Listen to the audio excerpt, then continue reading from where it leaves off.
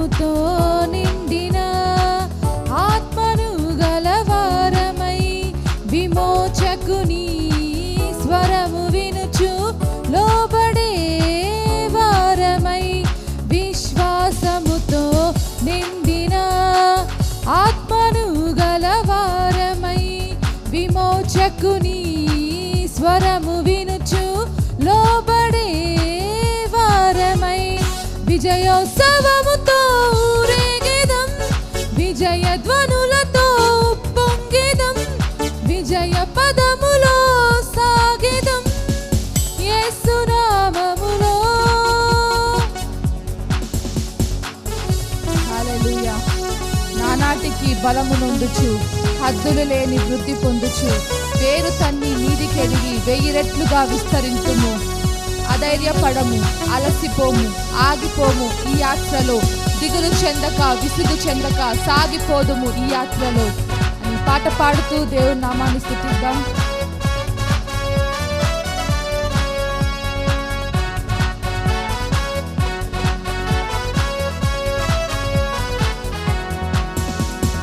నానాటికి బలము నొందుచు హద్దులు లేని వృద్ధి నొందుచు నానాటికి బలము నొందుచు హద్దులు లేని వృద్ధి నొందుచు వేరు తన్ని మీదికెదిగి 1000 రెట్లుగా విస్తరింతును వేరు తన్ని మీదికెదిగి 1000 రెట్లుగా విస్తరింతును.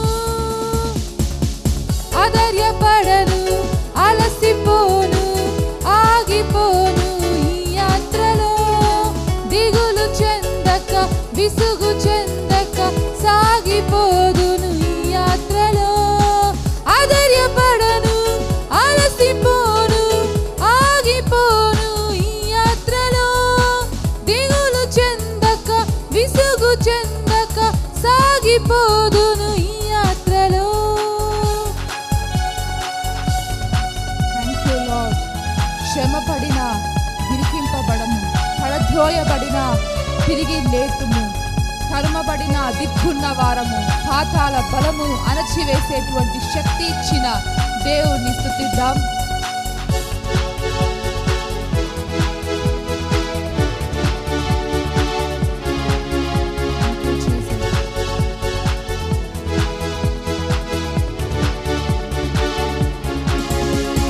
శ్రమపడిన ఇరికింపబడము, పడద్రోయబడిన తిరిగి లేతుము. శ్రమపడిన ఇరికింపబడము, పడద్రోయబడిన తిరిగి లేతుము. తరమబడిన దిక్కున్న వారము, పాతాళ బలమును అణచివేతుము. తరమబడిన దిక్కున్న వారము, పాతాళ బలమును అణచివేతుము. అధైర్యపడము, అలసిపోము, ఆగిపోము ఈ యాత్రలో దిగులు చెందక విసుగు చెందక సాగిపోదుము ఈ యాత్రలో. అధైర్యపడము, అలసిపోము, ఆగిపోము ఈ యాత్రలో దిగులు చెందక విసుగు చెందక సాగిపోదుము ఈ యాత్రలో. పరిశుద్ధతతో ప్రభుని చూచెదం, దీర్ఘాయువుతో తృప్తి చెందడం, కలిమి సంపద కలిగి ఉండి కృపకు సాక్షులుగా జీవించడం. Thank you lord.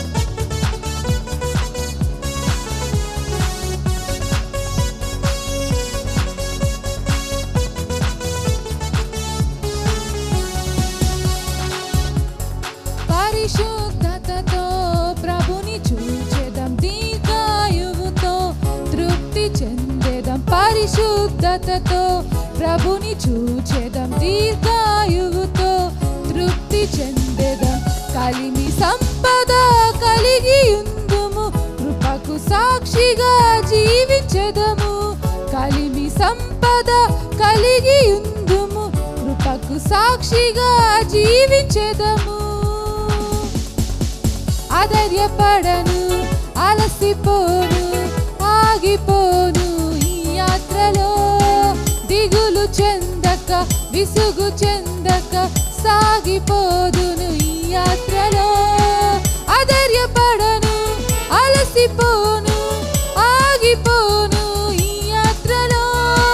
దిగులు చెందక విసుగు చెందక సాగిపోదును ఈ యాత్రలో. విశ్వాసముతో నిండిన ఆత్మను గలవారమై విమోచకుని స్వరము వినుచు లోబడే వారమై విజయోత్సవముతో ఊరేగిదం, విజయ ధ్వనులతో పొంగెదం, విజయ పదములో సాగెదం యేసు నామములో. అధైర్యపడను, అలసిపోను, ఆగిపోను ఈ యాత్రలో. దిగులు చెందక విసుగు చెందక సాగిపోదును ఈ యాత్రలో. అధైర్యపడను, అలసిపోను, ఆగిపోను ఈ యాత్రలో. దిగులు చెందక విసుగు చెందక సాగిపోదును ఈ యాత్రలో. హల్లెలూయా. యేసుక్రీస్తు నామంలో మీ అందరికీ వందనాలు తెలియజేసుకుంటున్నాను. ఈ ప్రార్థన టీవీ వీక్షిస్తున్న ప్రతి ఒక్కరికి పేరు పేరున వందనాలు తెలియజేసుకుంటున్నాను. మరి విశ్వాసం గురించి మనం కొన్ని వారాలుగా మరి ధ్యానిస్తూ వస్తుంటున్నాం. మనము వాక్యం ధ్యానించి ముందుగా మనం ప్రార్థన చేసుకొని మనం ప్రారంభిద్దాం. స్తోత్రము స్తోత్రం తండ్రి ప్రభా, నీకే వందనాలు స్తుతులు స్తోత్రాలు చెల్లించుకుంటున్నామయ్యా. ప్రేమ స్వరూపుడా, ప్రేమ కలిగిన మా యేసు నీకే వందనాలు స్తుతులు స్తోత్రాలు చెల్లించుకుంటున్నాం. మరి నా తండ్రి ప్రభా, నేను దేహ మరి విశ్వాసం అనే వాక్యం మేము ధ్యానిస్తూ ఉంటున్నాము నా తండ్రి ప్రభా. మరి అంతేకాకుండా క్రిస్మస్ సందర్భంగానైనా తండ్రి ఈ జన్మదినం గురించి నైనా తండ్రి ప్రభా, నువ్వు ఎలా పుట్టావో నాన్న తండ్రి ప్రభా, అవన్నీ మేము నైనా తండ్రి ధ్యానిస్తూ ఉండగానైనా తండ్రి మమ్మల్ని దీవించి ఆశ్రయించమని చూస్తున్నానైనా ప్రతి ఒక్కరి హృదయంలో నీ కార్యం జరిగించి మహిమ పొందమని ముందున్న సమయాన్ని నీ చేతులకు అప్పచెప్పుకుంటూ యేసునామమున ప్రార్థిస్తున్నాను మా పరమ తండ్రి, ఆమేన్. ముందు వారం మనము యెషయా గ్రంథం నుంచి మనము వాక్యం ధ్యానించాము. 9వ అధ్యాయము 6వ వచనం. ఏలైనగా మనకు శిశువు పుట్టెను, మనకు కుమారుడు అనుగ్రహించబడెను, ఆయన భుజముల మీద రాజ్యభారం ఉండెను. ఆశ్చర్యకరుడు, ఆలోచనకర్త, బలవంతుడైన దేవుడు, నిత్యుడగు తండ్రి, సమాధానకర్తయగు అధిపతి అని అతనికి పేరు పెట్టబడెను. ఈ వాక్యం మనము ధ్యానిస్తుంటున్నాం. ఆశ్చర్యకరుడు, ఆయన ఆలోచనకర్త, బలవంతుడైన దేవుడని మనం ధ్యానించాము. మరి నిత్యుడగు తండ్రి, సమాధానకర్తయగు అధిపతి అని మనం ఈరోజు మనము ధ్యానిస్తూ ఉంటున్నాము. హల్లెలూయా. మరి యోహాను సువార్త 1వ అధ్యాయము 1వ వచనము చూసుకున్నట్లయితే, ఆదియందు వాక్యము ఉండెను, వాక్యము దేవుని యొద్ద ఉండెను, వాక్యము దేవుడై ఉండెను, ఆయన ఆదియందు దేవుని యొద్ద ఉండెను, సమస్తమును ఆయన మూలముగా కలిగెను, కలిగినదేదియు ఆయన లేకుండా కలగలేదు. హల్లెలూయా. ఆదియందు వాక్యం ఉండెను, ఆ వాక్యం దేవుని యొద్ద ఉండెను, మరి ఆ వాక్యమే దేవుడై ఉండెను. మరి 12వ వచనం మనం చూసుకున్నట్లయితే, తన్ను ఎందరు అంగీకరించురో వారందరికీ అనగా తన నామమందు విశ్వాసముంచిన వారికి దేవుని పిల్లలు అగుటకు ఆయన అధికారము అనుగ్రహించెను. ఎవరైతే మరి దేవుణ్ణి అంగీకరించి ఉన్నారో, విశ్వాసముంచి ఉన్నారో, దేవుని పిల్లలు అగుటకు ఆయన అధికారం అనుగ్రహించిన వాడుగా ఉంటున్నాడు. మనం 14వ వచనము చూసుకున్నట్లయితే, ఆ వాక్యము శరీరధారియే కృపాసత్య సంపూర్ణుడుగా మన మధ్య నివసించును, తండ్రి వలన కలిగిన అద్వితీయ కుమారుని మహిమ వలె మనము ఆయన మహిమను కనుగొంటిమి. హల్లెలూయా. ఆ వాక్యము శరీరధారియే కృపాసత్య సంపూర్ణుడుగా మన మధ్య నివసించినాడు. ఆయన యేసుక్రీస్తే వాక్యము, ఆయన మన మధ్య నివసించినాడు. మరి అంతేకాకుండా మనకు ఎప్పుడు ఆయన తోడుగా ఉండే దేవుడు, నిత్యుడగు తండ్రి. నిర్గమాకాండము 3వ అధ్యాయము 14వ వచనం మనం చూసుకున్నట్లయితే, అందుకు దేవుడు నేను ఉన్నవాడను అనువాడనై ఉన్నానని మోషేతో చెప్పాను. మోషేను మరి ఇశ్రాయేలును విడిపించడానికి మరి ఐగుప్తుకు వెళ్ళమని దేవుడు చెప్పినప్పుడు నేను ఏమని చెప్పాలి, ఎవరు అని చెప్పాలి అని అన్నప్పుడు నేను ఉన్నవాడను అనువాడను అని చెప్పమని చెప్పిన ఆయన ఎప్పుడూ ఉండే దేవుడు. హల్లెలూయా. మరి ఆకాశము మరి భూమి సమస్తమును ఆయన సృష్టించిన దేవుడిగా ఉంటున్నాడు. ఆయన ఎప్పుడు ఎల్లప్పుడూ ఉండే దేవుడిగా ఉంటున్నాడు. హల్లెలూయా. మత్తయి సువార్త 28వ అధ్యాయము 20వ వచనం చూసుకున్నట్లయితే, నేను మీకు ఏ ఏ సంగతులను ఆజ్ఞాపించుతునో వాటన్నిటినీ గైకొనవలెనని వారికి బోధించెడి. ఇదిగో నేను యుగ సమాప్తి వరకు సదాకాలం మీతో కూడా ఉన్నానని వారితో చెప్పెను. ఆయన ఎంతవరకు అంటే యుగ సమాప్తి వరకు ఎప్పుడు ఆయన యుగంలో ఉండే దేవుడిగా ఉంటున్నాడు. ఆయన సదాకాలము అంటే కొంచెంసేపు మనకు తోడుగా ఉండి కొంచెంసేపు ఆయన విడిచిపెట్టే దేవుడు కాదు, కానీ ఆయన ఎల్లప్పుడూ మనకు తోడుగా ఉండే దేవుడు. మరి అంతేకాకుండా ఎల్లప్పుడూ సదాకాలము మీతో నేను ఉంటానని దేవుడు సెలవిస్తుంటున్నాడు. మరి ఆయన మనకెప్పుడు మనుషులు మనకు దూరం కావచ్చు, కానీ దేవుడు మనకి ఎప్పుడు ఆయన దగ్గరగా ఉండే దేవుడు, మనలో ఉండే దేవుడు, మనతో ఎప్పుడు ఉండడానికి ఆయన పరలోకం నుండి మన మధ్యగా దిగి వచ్చిన వాడిగా ఉంటున్నాడు. యోహాను సువార్త 14వ అధ్యాయము 17-18 చూసుకున్నట్లయితే, లోకము ఆయన్ను చూడదు, ఆయన్ను ఎరగదు గనక ఆయన్ను పొందనేరదు. మీరు ఆయన ఎరుగుదురు, ఆయన మీతో కూడా నివసించును, మీలో ఉండును, మిమ్మల్ని అనాథలుగా విడవను, మీ యొద్దకు వత్తును. మరి 14వ అధ్యాయం యోహాను సువార్త 17-18 చూసుకున్నట్లయితే, లోకము ఆయన ఎరగదు అంటే యేసుక్రీస్తును అంగీకరించని వారు ఆయన ఎరగరు, ఆయన కార్యములు ఎరగరు. కానీ ఎవరైతే ఆయన అంగీకరించి ఉన్నారో, ఎవరైతే ఆయన యందు విశ్వాసం ఉంచి ఉన్నారో వారికి అధికారం అనుగ్రహించబడింది, ఆయన కార్యములు బయలుపరచబడతాయి. కాబట్టి ఆయన ఎవరో మరి వారు తెలుసుకునేవారిగా ఉంటారు. అంతేకాకుండా ఆయన ఎప్పుడు ఎవరందరూ అంగీకరిస్తారో వాళ్ళందరిలోనూ ఆయన ఉండేవాడిగా ఉంటున్నాడు, మరి నివసించేవాడిగా ఉంటున్నాడు. హల్లెలూయా. మిమ్మల్ని ఎప్పుడు అనాథలుగా విడిచిపెట్టను, మిమ్మల్ని ఎప్పుడు ఒంటరిగా విడిచిపెట్టనని దేవుడు సెలవిస్తుంటున్నాడు. అయ్యో ఒంటరి జీవితంలో మేము ఉన్నాము అని మీరు అనుకుంటున్నారేమో, కానీ ఆయన ఎప్పుడు మిమ్మల్ని అనాథలుగా విడిచిపెట్టను, మీకు ఎప్పుడు నేను తోడుగా ఉంటాను అని అంటున్నాడు. అంతేకాకుండా యుగ సమాప్తి వరకు ఎప్పుడు నేను మీతో కూడా ఉండి మీకు తోడుగా ఉంటానని దేవుడు సెలవిస్తుంటున్నాడు. హల్లెలూయా. హెబ్రీ పత్రిక 13వ అధ్యాయము 5వ వచనం చూసుకున్నట్లయితే, నేను ఏమాత్రమును విడవను, నిన్ను ఎన్నడను ఎడబాయను అని ఆయనే చెప్పాను కదా. మరి విశ్వాసంతో నువ్వు అంగీకరించిన నీవు యేసయ్య నాకు ఎప్పుడు విడవడు ఎడబాయడు అని విశ్వాసంతో నువ్వు నమ్మి మరి నువ్వు ముందుకు వెళ్ళినట్లయితే దేవుడు కార్యం చేసేవాడిగా ఉంటున్నాడు. మరి ఆయనే మరి నిన్ను ఎప్పుడు విడవనని ఆయనే చెప్పాను కదా. యేసయ్యే చెప్తున్నాను, నిన్ను ఎప్పుడు నేను విడవను ఎడబాయను, ఎప్పుడు నీకు తోడై ఉంటాను, నిత్యము నేను నీకు తోడుగా ఉంటానని సెలవిస్తుంటున్నాడు. హల్లెలూయా. మనము ఈ వాక్యము ధ్యానించుకొని మనల్ని మనం బలపరుచుకొని దేవుళ్ళ ముందుకు సాగిపోవాలని మరి దేవుడు వాక్యం సెలవిస్తుంది. ప్రకటన గ్రంథం చూసుకున్నట్లయితే 1వ అధ్యాయం 8వ వచనం చూసుకున్నట్లయితే, ఆల్ఫాయు ఒమేగాను నేనే, వర్తమాన భూత భవిష్యత్తు కాలంలో ఉండువాడను నేనే అని సర్వాధికారియు దేవుడు నాకు ప్రభు సెలవిస్తున్నాడు. ఆల్ఫాయు ఒమేగా నేనే, నేను ఆది అంతం నేనే ఉంటున్నాను, ఎల్లప్పుడూ నేను ఉండేవాడు ఉంటున్నాను. అంతేకాకుండా సర్వాధికారం కలిగిన వాడిగా ఉంటున్నాడు. ఆయన ప్రతి ఒక్క అధికారము మరి కలిగిన వాడిగా ఉంటున్నాడు. అధికారమే దేవుడు మనకు ఇచ్చి ఉన్నాడు. హల్లెలూయా.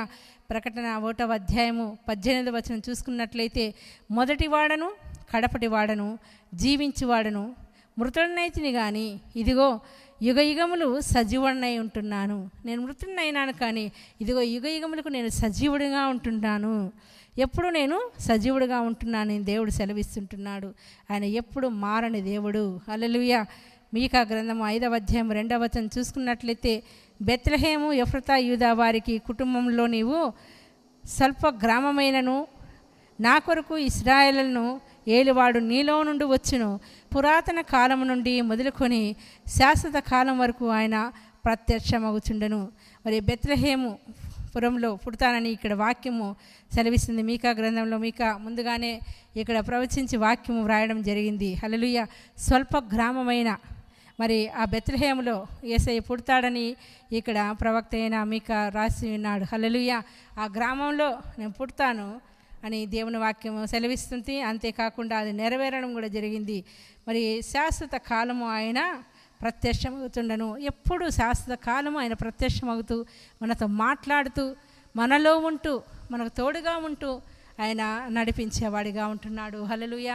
ఆయన ఎన్నడూ మనల్ని విడిచిపెట్టే దేవుడు కాదు. కష్టాలలో, శ్రమలో, బాధల్లో, నిందల్లో, అవమానంలో ఆయన మనకు తోడుగా ఉండే దేవుడు. హల్లెలూయా. శ్రమలో నీకు నేను తోడే ఉండేదను అని దేవుడు వాక్యం సెలవిస్తుంది.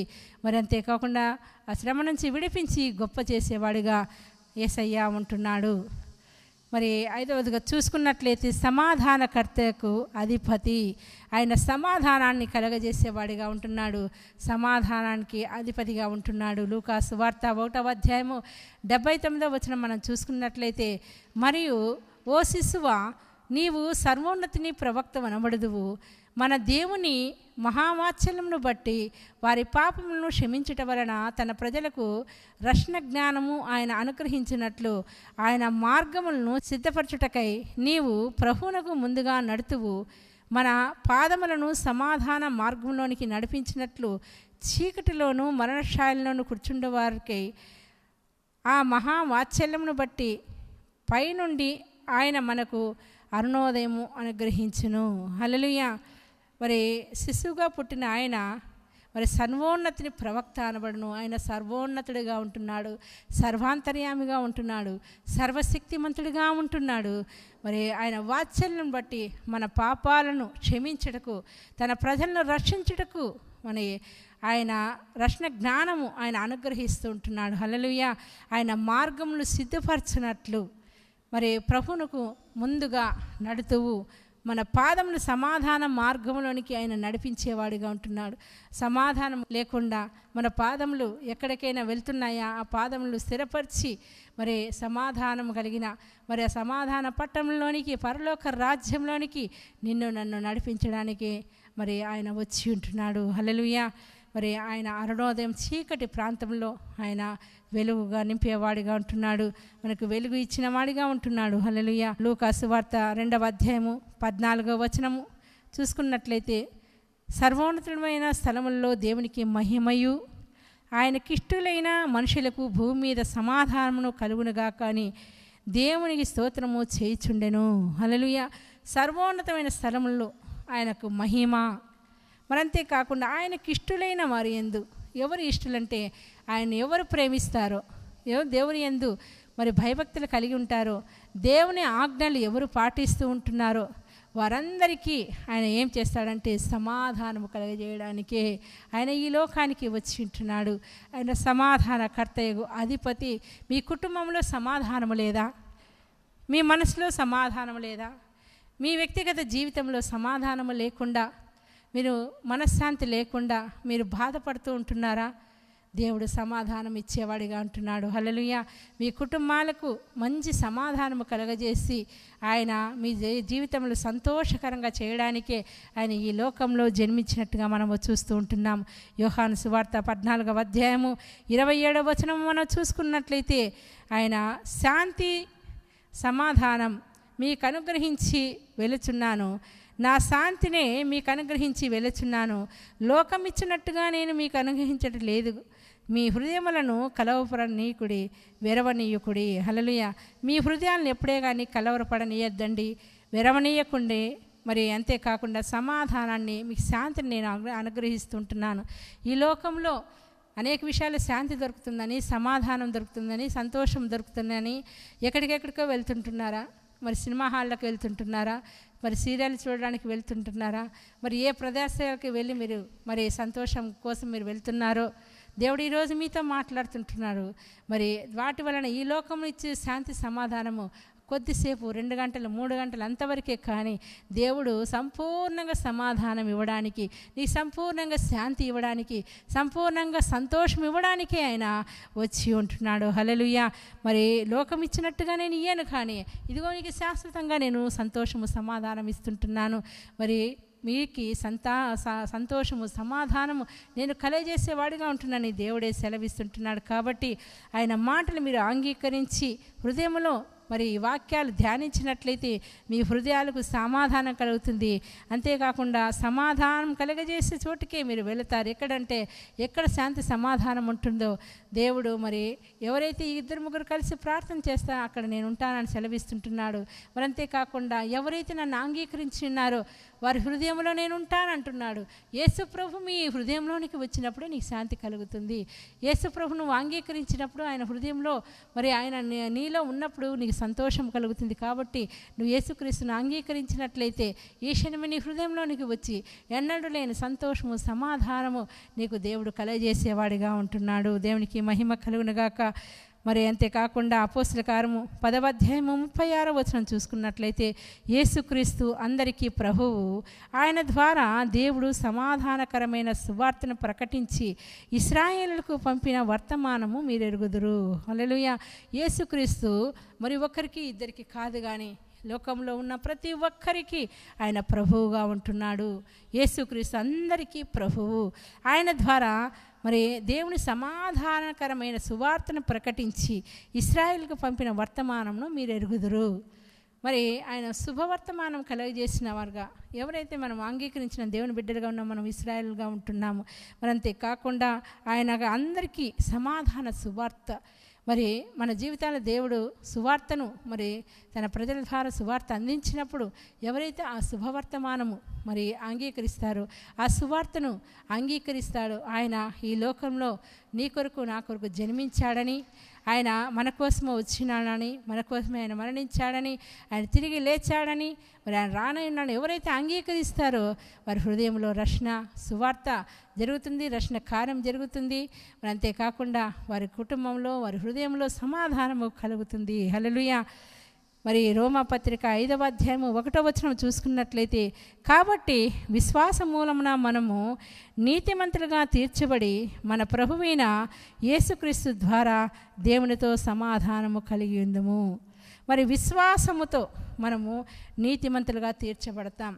ఎప్పుడైతే మనం దేవుణ్ణి అంగీకరిస్తామో దేవుని రక్తం చేత మనము కడగబడతామో మరి అంతేకాకుండా నీతిమంతులుగా తీర్చబడతాం. ఎప్పుడైతే నీతిమంతులుగా తీర్చబడతామో దేవునితో మనము సమాధానము కలిగి ఉంటాం.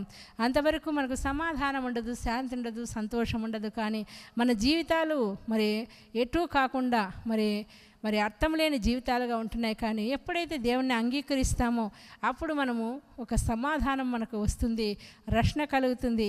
ఆయన మార్గంలో మనము చక్కగా నడిచేవారుగా ఉంటున్నాం. మరి క్రీస్తు ద్వారానే మనకు సమాధానం కలుగుతుంది. మరి దేని ద్వారా సమాధానము కలగదు? ఎఫెసీ పత్రిక మరి 2వ అధ్యాయము 14-16 చూసుకున్నట్లయితే, ఆయన మన సమాధానమై ఉండి మీకును మాకును ఉండిన ద్వేషమును అనగా వివిధ రూపకమైన ఆజ్ఞలు గల ధర్మశాస్త్రమును తన శరీరమందు కొట్టివేట చేత మధ్య గోడను పడగొట్టి మన ఉభయులకును ఏకము కలగజేసెను. మరి ద్వేషము, పగ, అసూయ ఇవన్నీ తీసివేసేవాడిగా ఉంటున్నాడు. అంతేకాకుండా ఆయన ఆజ్ఞలు ధర్మశాస్త్రము తన శరీరమందు అంటే ఆచారాలు అవన్నీ ఆయన కొట్టివేసినట్టుగా ఉన్నాడు. శిలువ ద్వారా ఆయన గొప్ప కార్యము జరగడం జరుగుతుంది. హల్లెలూయా. ఇట్లు ఆయన సంధి చేసి ఇద్దరిని తన యందు చేయుచు ఇద్దరిని తన యందు ఒక్క నూతన పురుషునిగా సృష్టించి తన శిలువ వలన ఆ ద్వేషమును సంహరించి దాని ద్వారా వీరిద్దరికీ ఏకము చేసి దేవునితో సమాధానపరచవలనని ఇలాగూ చేసిన గనక ఆయనే మనకు సమాధానకారకుడై ఉన్నాడు. ఎప్పుడైతే శిలువ వలన అవన్నీ ద్వేషము ఇవన్నీ కొట్టివేయబడ్డాయో మరి ఆ శిలువ కార్యం వలన ఆయన మన నుండి అపరాధములు అవన్నీ పాపములు అన్నీ కొట్టివేయడం జరుగుతుంది. అప్పుడు దేవునికి మనకు సమాధానము కలుగజేసిన వాడిగా ఉంటున్నాడు. ఆయన అంత గొప్ప దేవుడిగా ఉంటున్నాడు. ఆయన సమాధానము ఇవ్వడానికే ఈ లోకానికి వచ్చిన వాడిగా ఉంటున్నాడు. యోబు గ్రంథం మనం చూసుకున్నట్లయితే 22వ అధ్యాయము 21వ వచనం మనం చూసుకున్నట్లయితే, ఆయనతో సహవాసము చేసిన యెడల నీకు సమాధానము కలుగును, అలాగనే నీకు మేలు కలుగును. నీకు మేలు కలగాలంటే మరి నువ్వు ఎవరితో సహవాసం చేస్తున్నావో నువ్వు ఆలోచన చేసుకునే విధంగా మీరు ఉండాలి. మీరు దేవునితో సమాధానం కలిగి ఉండాలి. మరి దేవునితో సహవాసం చేసేవారిగా ఉండాలి. ఈ లోక స్నేహము వైరమని మీరు ఎరగరా అని దేవుని వాక్యం సెలవిస్తుంది. ఈ లోకము స్నేహము మరి దేవునికి వైరంగా ఉంటుంది. ఈ లోకము స్నేహంతో మీరు ఉన్నారేమో, మరి ఆయనతో సహవాసం, దేవునితో సహవాసం చేయకోకుండా మీరు ఉన్నారేమో, కానీ ఈరోజు దేవుడు సెలవిస్తుంటున్నాడు, దేవునితో సహవాసం చేయాలి. దేవుని వాక్యము చదివేవారుగా ఉండాలి, ప్రార్థన చేసేవారుగా ఉండాలి, మరి ఆయనకు అంటుకట్టుబడిన వారిగా ఉండాలి, ఆయనకు హృదయంలో చోటు ఇచ్చేవారుగా ఉండాలి. మరి మనుషులతో సహవాసం చేసినట్లయితే దుష్ట సాంగత్యము మరి మంచి నడవను చెడుపునని దేవుని వాక్యం సెలవిస్తుంది. మరి ఎవరితో మీరు సహవాసం చేస్తుంటున్నారు? మీరు ఆలోచన చేసుకోవాలి. దేవునితో సహవాసం చేయండి. ఆయన సహవాసం చేయడానికే ఈ లోకంలోనికి మరి ఆయన మనం పంపి ఉండాలి. హల్లెలూయా. ఈ లోకంలో మరి సహవాసం చేయాలని ఎంతో ఆయన కోరుకుంటున్నాడు. కాబట్టి ఆయనతో సహవాసం చేసేవారిగా ఉండాలని దేవుని వాక్యము సెలవిస్తుంటుంది. మరి కొరింథీయులకు రాసిన పత్రిక 1వ అధ్యాయము 9వ వచనం మనం చూసుకున్నట్లయితే, మన ప్రభువైన యేసుక్రీస్తు అను తన కుమారుని సహవాసమునకు మిమ్మల్ని పిలిచిన దేవుడు నమ్మదగినవాడు. హల్లెలూయా. దేవుని కుమారుని మరి యేసుక్రీస్తు తన కుమారుని సహవాసమునకు మిమ్మల్ని పిలిచిన దేవుడు నమ్మదగినవాడు. ఆయన నమ్మదగినవాడు. మీరు ఎవరితో సహవాసం చేస్తున్నారో వారెవరూ మరి నమ్మకంగా ఉండలేకపోవచ్చు, కానీ దేవుడైతే నమ్మదగిన వాడిగా ఉంటున్నాడు. ఆయన నీతిమంతుడిగా ఉంటున్నాడు. హల్లెలూయా. ఆయన నమ్మినప్పుడు దేవుని మహిమను మనం చూసేవారిగా ఉంటున్నాము. యేసయ్యను మనం నమ్మేవారిగా ఉండాలి. అంతేకాకుండా ఆయనతో సహవాసం మనం ఎక్కువ చేసేవారిగా ఉండాలి. దేవునితో మనం ఎక్కువ సహవాసం చేసినప్పుడు మనం ఆ ఫలాన్ని మనం చూసేవారిగా ఉంటున్నాము. హల్లెలూయా. 1వ కొరింథీయులకు రాసిన పత్రిక 1వ అధ్యాయం 3వ వచనం మనం చూసుకున్నట్లయితే, మన తండ్రి అయిన దేవుని నుండి ప్రభువైన యేసుక్రీస్తు నుండి కృపా సమాధానం మీకు కలుగునుగాక. హల్లెలూయా. మన కృపచేతనే రక్షించబడ్డాము. మరంతే కాకుండా యేసుక్రీస్తు మంచి మార్గమై ఉంటున్నాడు. ఆయన మార్గంలో నడిచేవారిగా ఉండాలి. మరంతే కాకుండా సమాధానము కలిగి ఉండాలి. మనుషులతో సమాధానము కలిగి ఉండాలి, దేవునితో సమాధానము కలిగి ఉండాలి, ఆయనతో సహవాసం చేసేవారిగా ఉండాలి, మంచి మార్గంలో నడిచేవారిగా మనం ఉండాలని దేవుడు సెలవిస్తుంటున్నాడు. మరి కృపా సమాధానములు మీకు కలుగునుగాక. హల్లెలూయా. ప్రభువైన యేసుక్రీస్తు నామంలో మిమ్మల్ని అందరినీ నేను బ్రతిమాలుచున్నదేమనగా, దేవుని సహవాసము మీరు కోరుకున్నట్లయితే మరి దేవుని సహవాసంతో మీరు ఉండాలని నేను కోరుకుంటున్నాను. అంతేకాకుండా ఆయనతోనే మీరు ఎక్కువ సమయం గడపాలని, ఎందుకనగా ఆయనతో ఎక్కువ సమయం గడిపినట్లయితే మరి దేవుని మహిమను మీరు చూస్తారు. మీ జీవితాల్లో గొప్ప కార్యాలు జరుగుతాయి, అద్భుత కార్యాలు జరుగుతాయి, ఎన్నడూ జరగని ఆశ్చర్య కార్యాలు జరుగుతాయి. ఆయన ఆశ్చర్యకరుడు కాబట్టి, ఆయన ఆలోచనకర్త కాబట్టి, ఆయన నిత్యుడగు దేవుడు కాబట్టి, బలవంతుడైన దేవుడు కాబట్టి, సమాధానకర్త దేవుడు కాబట్టి, ఆయన మీ జీవితాల్లో గొప్ప కార్యాలు జరిగించి మీకు సమాధానము కలగజేయాలని యేసుక్రీస్తు నామంలో మిమ్మల్ని బ్రతిమాలుకుంటున్నాను. దేవుడు మీకు తోడే ఉండునుగాక. దేవుని సమాధానం మీకు సమృద్ధిగా కలుగునుగాక. హల్లెలూయా. మనం ప్రార్థన చేసుకుందాం. యేసయ్యా నీకే స్తోత్రాలు తండ్రి. ప్రభువా నీకే వందనాలు, స్తుతులు, స్తోత్రాలు చెల్లించుకుంటున్నాం తండ్రి.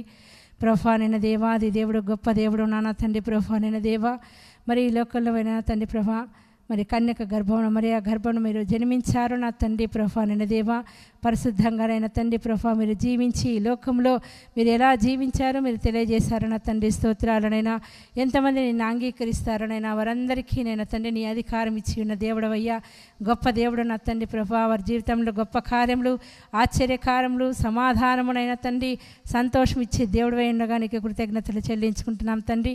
వారి జీవితాలను మీరు మార్చమని ప్రార్థిస్తూ, ఎవరికైతే సమాధానం లేకుండా ఉన్నారో తండ్రి ప్రభా నైనా దేవా, ఎవరు నాకు తోడలేరని ఎవరైతే ఎంతమంది అయితే బాధపడుతున్నారయ్యా తండ్రి ప్రభా, నేను ఎన్నడూ విడవను ఎడబాయని అంటున్నావు తండ్రి. నిత్యము వారికి తోడుగా ఉండి నైనా నీ సమాధానం కలగజేసి వాళ్ళని మీరు మార్చమని ప్రార్థిస్తున్నాయినా తండ్రి ప్రభా. ఘనత మహిమ ప్రభాని మీకు ఆరోపించుకుంటూ యేసు శక్తిగల నామమున పరిశుద్ధమైన నామాన్ని బట్టి అడిగి మొరపెట్టి వేడుకుంటున్నాను మా పరమ తండ్రి.